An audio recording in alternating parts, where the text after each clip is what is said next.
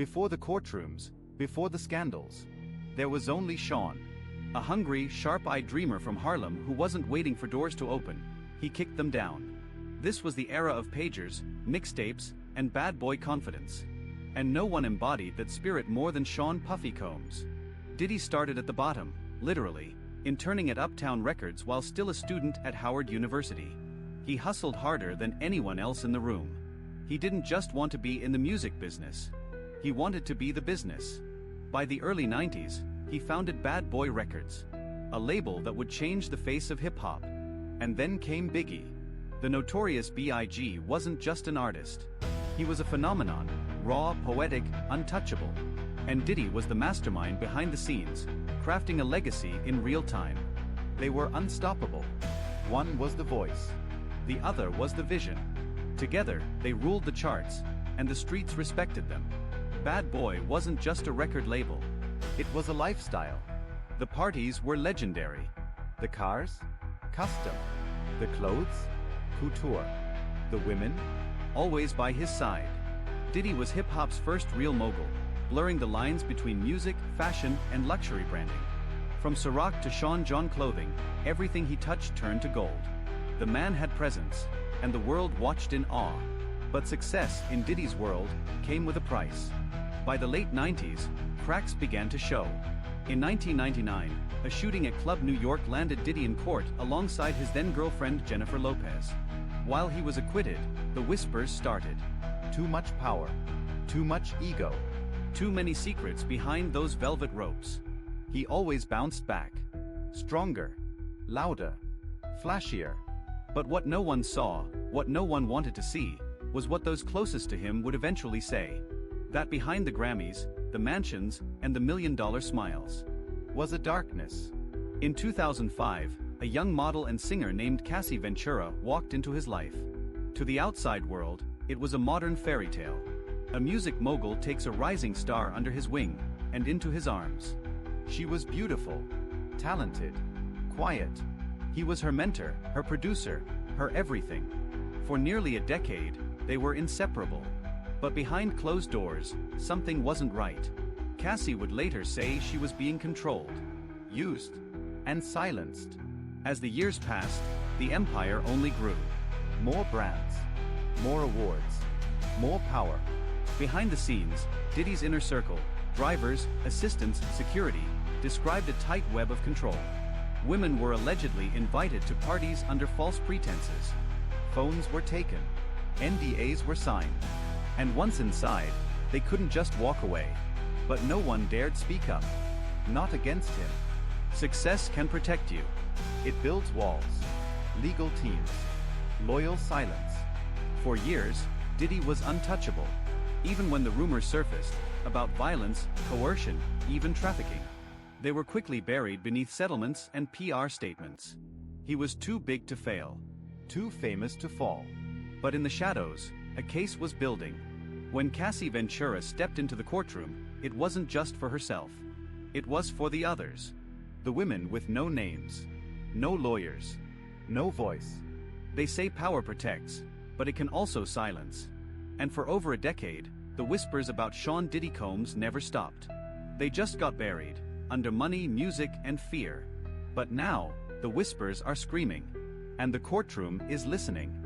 Surveillance.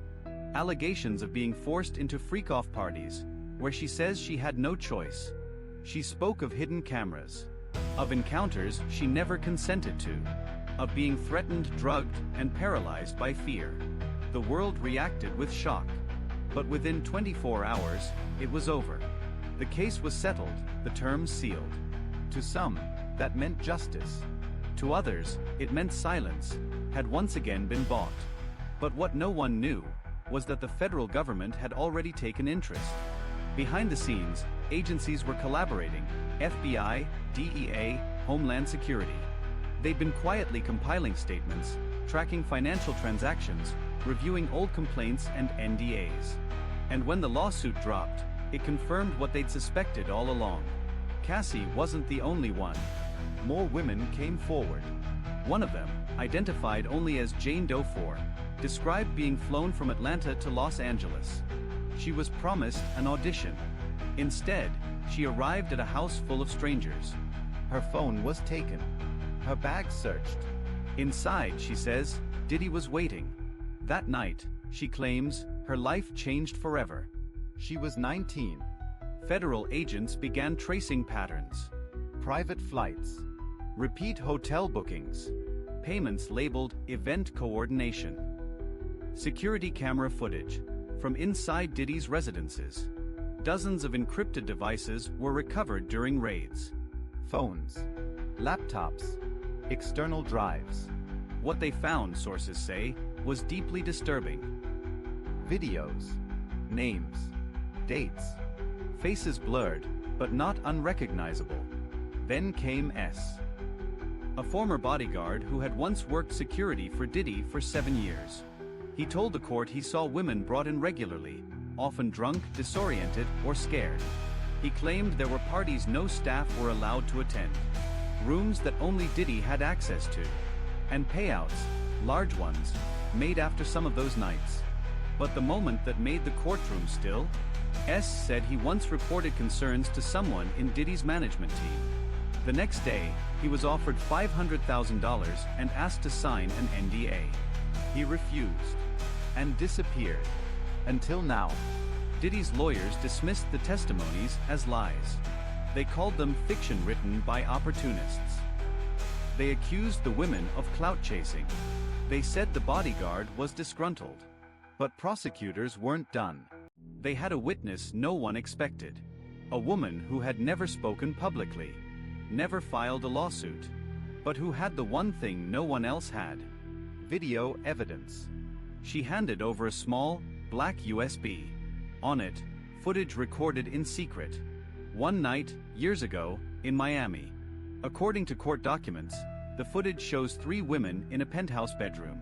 Cassie is visible. Diddy enters. The audio is low, but the tone is unmistakable. Angry. Controlling. Cold. One of the women appears afraid. The woman who submitted the USB says she was forced to film it. And until now, she had kept it hidden, fearing for her life. The footage was played in court, behind closed doors. What was seen is still under seal. But courtroom insiders say at least 2 jurors cried. And Diddy? For the first time, he looked down. As the trial continues, more witnesses are expected to testify. More evidence is being processed. And more questions are being asked. How long has this been going on? Who else knew? And most importantly, was this just about Diddy? Or is there a bigger ring hiding beneath the surface? March 25, 2024. Los Angeles was just waking up. Coffee brewed. Traffic stirred. But on a quiet block in Holmby Hills, something else was brewing. At exactly 6:04 a.m., the silence was broken by the pounding of boots. Federal agents, dressed in black, vests marked FBI, DEA, and Homeland Security, swarmed Sean Diddy Combs' mansion. A few hours later, nearly 2,400 miles away, another team entered his Miami property. This wasn't just a raid. It was a coordinated strike. Years in the making. And the world had no idea it was coming. Drones circled the rooftops. SWAT entered through multiple access points, balconies, garages, private driveways. Security guards were detained. Live-in staff were separated. Phones were seized. Servers unplugged. Walls that once held secrets were being ripped open. Outside, the media scrambled to catch up. Inside, the agents already knew what they were looking for. It wasn't about jewelry. Not even the money. They were after data. Devices. Files. Contracts. NDAs. Photos. And most importantly, videos. Sources say more than 37 electronic devices were seized across both locations. Laptops, phones, hard drives, even home security systems and private surveillance backups. One official called it a digital goldmine. The warrants were sealed. But insiders say they listed charges far more serious than anyone expected. Terms like human trafficking, sexual exploitation, racketeering, interstate coercion. And one chilling line stood out. suspected use of electronic surveillance for intimidation and control of victims. The same homes that once held A-list parties and red-lit after-hours gatherings were now crime scenes. Officers photographed hidden compartments, Unlabeled medication. Private safes. One room, what investigators called the Blue Room, was found behind a concealed wall in the LA mansion. It had no windows, Soundproofing. A single camera. and locks only accessible by code. What was recorded in that room? No one is saying yet. But what they found was enough to escalate the federal case to a full-blown trafficking investigation. News broke within hours. Music mogul Sean Combs under federal investigation. FBI confirms coordinated raids. Sources say evidence includes explicit videos and victim testimonies. Social media exploded. Fans were divided. Some defended Diddy, calling it a setup. Others asked, why now? But behind the headlines, federal agents were watching something else. They were mapping connections. Not just to Diddy, but to the network. Flight logs showing young women flown in from multiple states. Bank transfers, coded as appearance fees. Payments to shell companies. Texts organizing entertainment. Messages like, confirm she signed NDA? We need quiet types only. The one from ATL is too nervous. Replace her. It wasn't just damning. It was structured. Former employees began talking. Some voluntarily. Others, after receiving subpoenas. A former driver claimed he'd picked up women who seemed terrified. One ex-housekeeper described seeing girls leave rooms crying, shaking. A former security staffer said, "We were told to never ask names. Just hand them a drink, take their phone, and keep the cameras off." Several of these same women, now listed as federal witnesses. The raid wasn't just about arresting Diddy. It was about unsealing a decade of silence. Threats. Bribes. Manipulation. Documents recovered during the raid allegedly reveal settlements. Private payoffs. Gag orders. One agreement paid $1.2 million in exchange for a woman's silence after she claimed she was locked in a room for over 12 hours. She is now cooperating with authorities. For years, Diddy told the world he built his empire alone. But investigators now suggest he didn't just build it. He allegedly used it as cover. A shield. A distraction. A trap. What agents found in those homes may just be the beginning. As the public reels and the court prepares, one question remains. What's in the footage the FBI won't show the public? And who else was there? Behind those locked doors? Because if the evidence confirms what's been whispered for years, then this won't just be Diddy on trial. It could shake the entire industry. June 3, 2025. A historic trial begins in the U.S. District Court of Southern New York. The defendant? Sean Diddy Combs, music mogul, billionaire, entrepreneur. Now, the face of a federal case that would grip the nation. The charges? Sex trafficking, racketeering, Obstruction of justice. And the courtroom? packed with journalists, survivors, celebrities in sunglasses, and 12 jurors who would carry the weight of justice on their shoulders. Prosecutors didn't waste time. In their opening statement, they painted a chilling portrait. A world behind velvet ropes, where young women were groomed, isolated, and handed off like party favors. A system so organized, so protected, they called it a modern-day sex cult disguised as luxury. They spoke of private jets, women flown across state lines under false pretenses, modeling gigs, hostess appearances. But the reality? They were taken to secluded estates. Phones confiscated. NDAs signed under pressure. Then, the so-called freak-off parties would begin. One prosecutor described the rooms. There were cameras, drugs, multiple men. The women were not there by choice.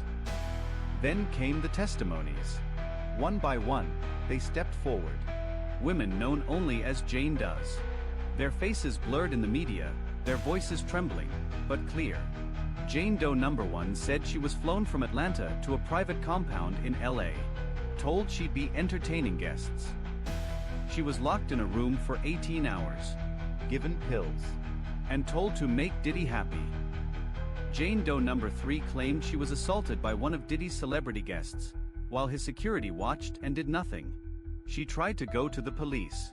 But the next day, she says she received a wire transfer, $100,000, and a message.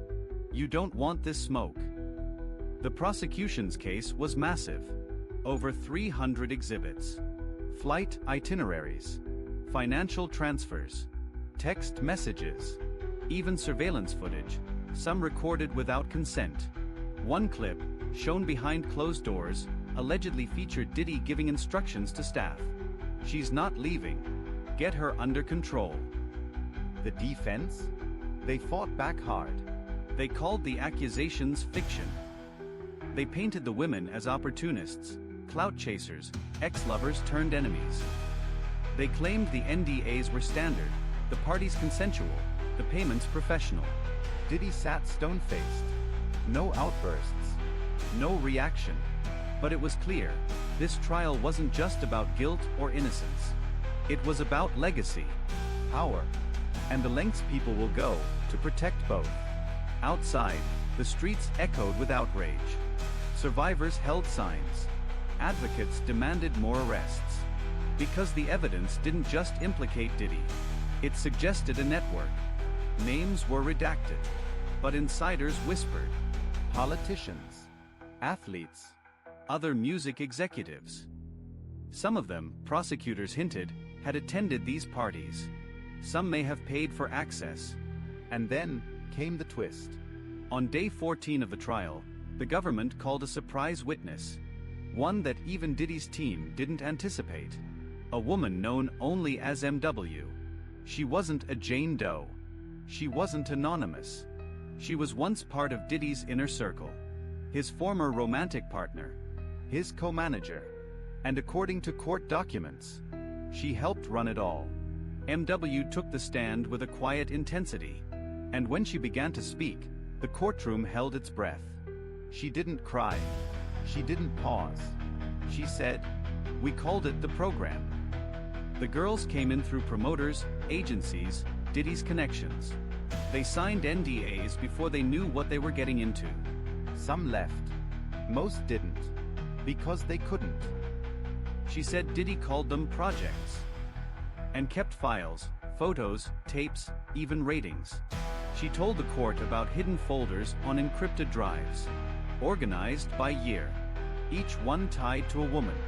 Some of those drives were seized during the federal raid. And now, they were key evidence.